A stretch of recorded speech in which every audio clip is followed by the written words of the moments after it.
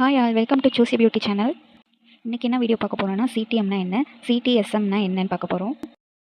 வீடியோக்குள்ளே போகிறதுக்கு முன்னாடி நம்ம சூசி அண்ட் பியூட்டி சேனலை சப்ஸ்கிரைப் பண்ணாமல் இருந்தீங்கன்னா சப்ஸ்கிரைப் பண்ணிக்கோங்க. கூட இருக்க பெல் ஐக்கானை கிளிக் பண்ணிக்கோங்க. அப்போ தான் நம்ம வீடியோ ஃபஸ்ட்டு நம்ம சிடிஎம்னா என்னன்னு பார்ப்போம். சினா கிளென்சிங், டீனா டோனிங், எம்னா மாய்ஸ்சரைசேஷன்.